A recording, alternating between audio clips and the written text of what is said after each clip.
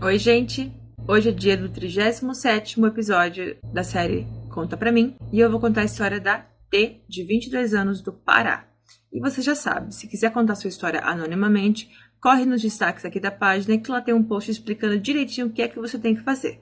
E antes da gente começar, já adianto, esse caso é muito significativo porque aqui não é um abusador, são múltiplos abusadores. E não são abusadores apenas.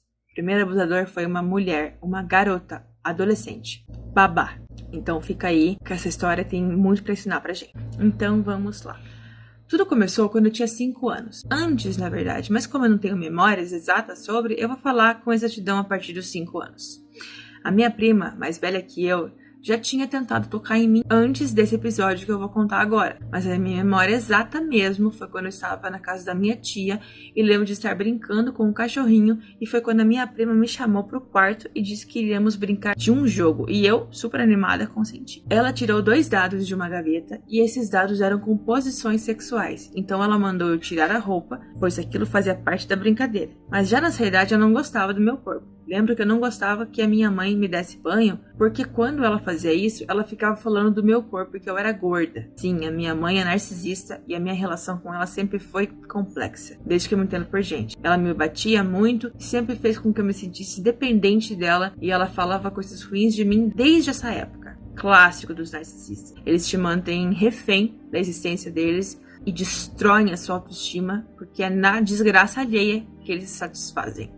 Agora, olha só que curioso, gente. Uma criança de 5 anos ter a percepção de que o corpo dela não era apropriado. 5 anos. Começou cedo a destruição da saúde mental dessa menina. Então, como eu já não gostava do meu próprio corpo, eu fiquei com vergonha de ficar nua na frente da minha prima. E falei que poderíamos jogar o jogo vestidas mesmo. Mas ela simplesmente gritou comigo e me ameaçou a contar pra minha mãe algo que eu tinha feito. Eram coisas superficiais, do tipo, você quebrou um copo, eu encobri e agora eu vou falar pra sua mãe e ela vai te bater. E como eu morria e ainda morro de medo da minha mãe, eu aceitei tirar a roupa, então ela me mandou ficar em várias posições diferentes, nua conforme eu jogava o dado, fazendo com que eu achasse que a culpa era toda minha, e até hoje eu acredito nisso. Como era culpa sua se você estava sendo chantageada por essa prima nojenta, sua mais velha? Culpa a gente tem quando a gente tem a opção de fazer diferente e opta por não fazer.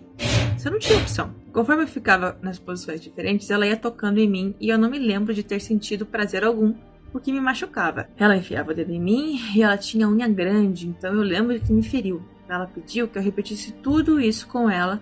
Então, devido às ameaças, eu simplesmente fiz, sem entender na verdade o que estava acontecendo. Ela era minha babá. Quando os meus pais iam trabalhar, então eu estava sempre com ela e tudo se repetia. Esses abusos duraram muito tempo. Lembro de uma vez que era uma reunião de família na minha casa. Eu já devia ter completado 6 anos. E aí a minha prima mandou eu entrar no meu quarto. Sim, muitos episódios aconteceram no meu próprio quarto, que durmo até hoje nele. Ou seja, isso me atormenta até hoje. E mesmo com muitos familiares em casa, ela trancou a porta e mandou eu deitar na minha cama sem roupa. Eu deitei porque morria e ainda morro de medo dela, então ela disse que iríamos brincar de marido e mulher, que eu era mulher e ela era marido. Eu deitei e ela por cima de mim começou a se esfregar. E como seus pelos pubianos estavam feitos com gilete, isso arranhou a minha vulva, de forma tão agressiva que sangrou. E eu comecei a chorar. No que eu chorei, a minha tia ouviu e então bateu na porta e ela tampou a minha boca, alegando que estava procurando a chave da porta. Então, quando eu já tinha me vestido e ela também, minha tia perguntou o que estava acontecendo e ela simplesmente disse que eu tinha perdido no jogo e por isso eu estava chorando e eu fiquei calada chorando. Para vocês verem como esses vermes sempre têm uma resposta na ponta da língua. Nessas brincadeiras de marido e mulher, ela batia no meu rosto e dizia que como eu fazia o papel da mulher, eu deveria ficar calada. Ela me chamava de nomes bem ruins como puta, vadia. Ela abria meu bumbum comigo de costas e enfiava um objeto na minha vagina. Eu sentia dor, sentia arder, mas era um jogo. Essa frase me pegou. Era a única referência que ela tinha. Ela não sabia de nada. Pra ela, era um jogo. Um jogo horrível, mas ainda assim um jogo. Ou seja, na cabeça dela, o problema era ela que não se adaptava ao jogo. Lembro que uma vez eu estava tomando banho e quem estava me dando banho era uma outra tia minha, junto com meu priminho 1 ano mais novo que eu. Na época devíamos ter uns 6 ou 7 anos e eu sentia minha vagina arder com a água e falei para minha tia que estava ardendo. Então eu lembro que ela viu por cima para ver se eu não tinha machucado, então chamou a minha mãe. Minha mãe veio, nem mesmo olhou, e lembro dela dizer que era porque eu vivia caindo e me machucando. Coisa de criança, então ficou por isso mesmo. Para começar, que uma criança de 6, 7 anos deveria estar tomando banho sozinha já, né? Essa autonomia é muito importante até para prevenir abusos sexuais, porque era uma outra tia que estava ali. Mas se fosse aquela babá, ela com certeza usaria esse momento do banho para abusar. Esse meu mesmo primo e a minha tia começaram a morar na minha casa porque tinha acontecido algo com a família deles. O que aconteceu foi que ele e o meu irmão passamos a ficar sendo cuidados por essa mesma prima enquanto nossos pais trabalhavam. Então a minha prima passou a fazer isso não somente comigo, mas com eles também. E aqui é importante destacar que essa prima, no começo de tudo isso, ela tinha 17 anos. Não tá aqui no relato, mas eu perguntei para ela depois. A minha prima começou a fazer essas coisas comigo e com meu primo e mandava que eu e o meu primo fizéssemos coisas sexuais e ela ficava olhando simplesmente. Mais uma vez, abuso sexual sem toque.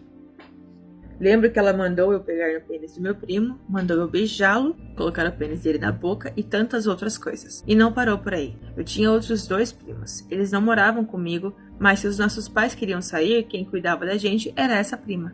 Então esses mesmos episódios se repetiram e se repetiram e se repetiram. 4 crianças fazendo sexo, sem entender o que de fato estavam fazendo, o que estava acontecendo. Uma coisa estranha e nojenta. 4 crianças sendo cuidadas por uma prima mais velha. Uma pedófila, asquerosa, imunda, sem caráter, nojenta, que deveria estar presa. Então eu fui crescendo no meio desses abusos, até que por volta dos 11 ou 12 anos, a minha prima simplesmente começou a fazer uma faculdade e me esqueceu. Claro, mas antes ela fez a gente assinar tipo um livro, que falava muitas ameaças caso contássemos isso para alguém. Então simplesmente fingimos que nada havia acontecido. Olha a capacidade de manipulação dessa desgraçada. Ela convenceu um monte de crianças que assinar um livro, um caderno que ela mesma escreveu, era um compromisso legal de sigilo, de silêncio. Eu já tinha idade para ficar sozinha em casa com o meu irmão. A minha tia e meu primo já não moravam aqui, mas meu irmão tinha um amigo que vinha jogar videogame aqui em casa. Em um dia que esse rapaz estava aqui, eu tinha 12 anos, lembro como se fosse hoje. Estávamos assistindo um filme e meus pais não estavam em casa como sempre. Eu lembro até que era Velozes e Furiosos. O ar estava ligado, então como estava friozinho, estávamos de cobertas e eram cobertas diferentes para cada um. Foi quando ele simplesmente enfiou a mão dele por baixo da coberta e começou a tocar em mim, nas minhas partes íntimas. Como lembrava daquilo com a minha prima, eu simplesmente, mais uma vez, não reagi. Fiquei parada, fiquei com medo. Ele continuou durante o filme.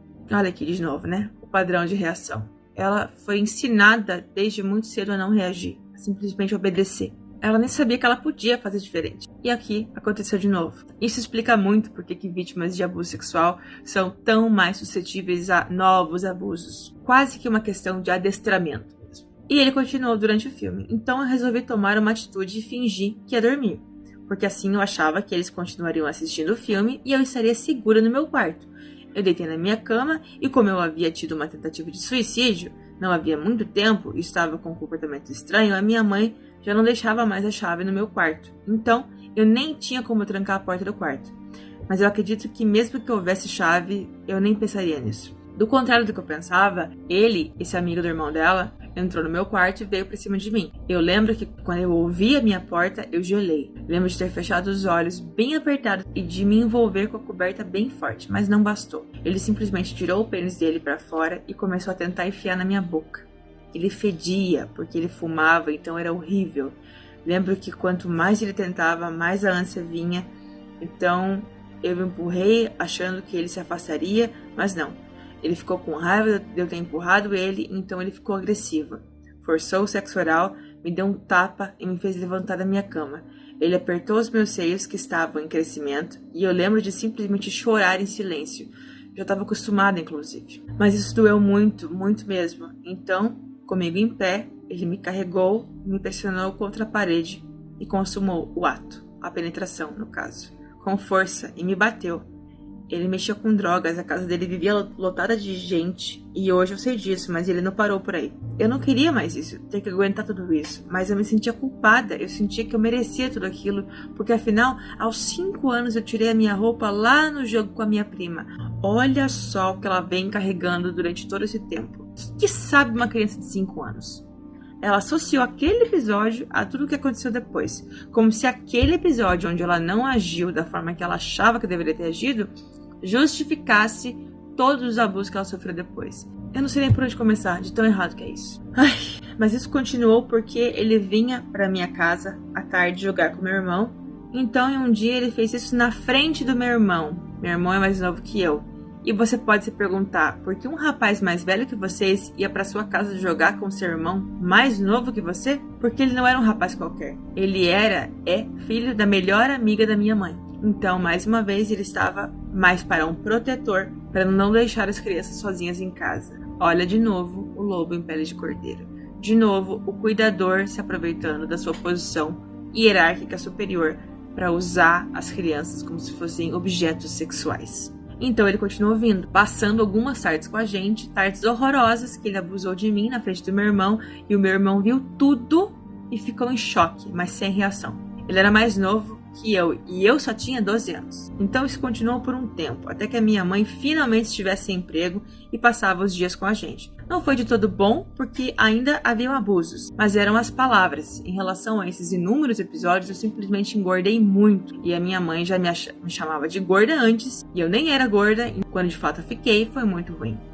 Engordar muito ou emagrecer muito quando você está exposta a uma situação de abuso é algo bem comum de acontecer, porque de alguma forma o comportamento da pessoa denuncia que tem algo errado, né? Eu tentei suicídio algumas vezes, mas sem sucesso. Nessa mesma época eu fiquei em um misto de comer demais para simplesmente ficar sozinha e feia, e ao mesmo tempo eu vomitava tudo porque a minha mãe queria que eu fosse perfeita. E muitas vezes o escape dessa pessoa é comer até explodir mesmo. Com uma mãe dessas, pra quem é inimigo, né?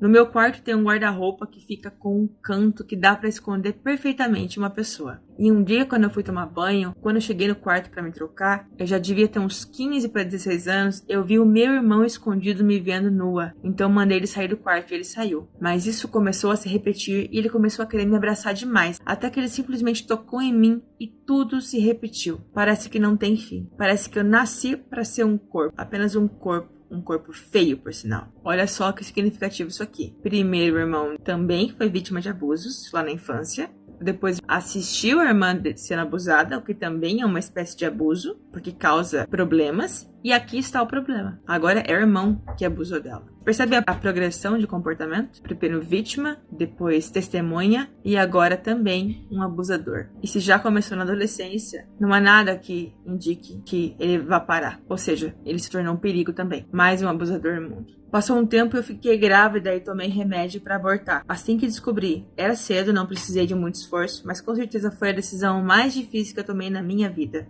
Eu tive anorexia e fiquei muito magra. Após isso, eu entrei em uma depressão profunda. Tentei tirar minha vida novamente, mas eu acredito que os meus meios eram superficiais. Eu não sei. Sei que eu não morri. Hoje em dia, faço terapia escondida, pois a minha mãe não quer uma filha louca. A mãe não quer uma filha louca, mas contribuiu a vida inteira para a loucura da filha, né? Destruiu a autoestima dela de todas as formas que pôde. E agora, essa menina tem que esconder que procurou ajuda para se recuperar de uma infância inteira de abusos sexuais e de negligência materna. Eu só espero que você consiga sair daí o quanto antes. Só isso.